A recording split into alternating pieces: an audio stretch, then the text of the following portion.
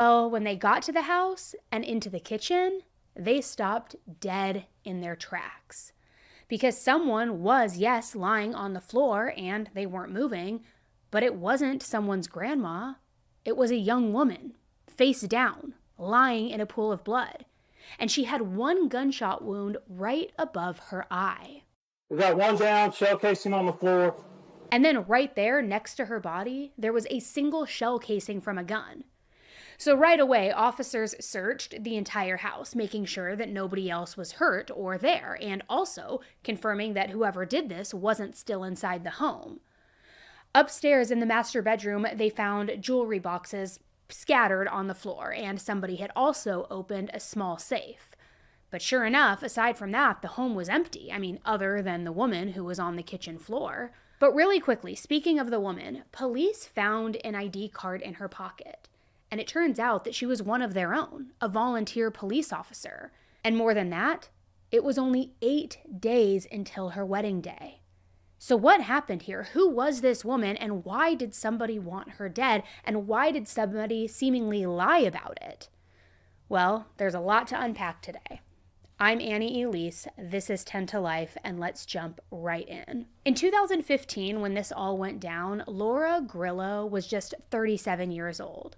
She was thin, she had striking blue eyes, blonde hair, and in every picture that I've seen of her, she has this huge smile, which I have to say is kind of surprising because for a lot of her life, she didn't really have a whole lot to smile about. See, in 2015, it was the first time in her life where things actually felt very secure, very stable, and very, well, normal. Even though she was still relatively young and had her whole life ahead of her, she did have a pretty rough go of it in her 20s and her 30s. She lived in Rolette, Texas, which is a suburb of Dallas, and even though the Dallas area is busy and packed with people, this area feels a little bit more relaxed, a bit more laid back. And Laura lived in a really nice home in a pretty quiet community. She lived there with her fiance, John Macris, also with her 3 children and her younger brother, Brian.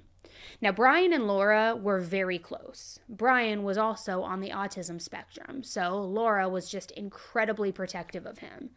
But Brian was actually very capable. I mean, he could handle a lot on his own, yet Laura still saw him as her baby brother, even though they were both adults by this point. She just loved him and wanted to protect him.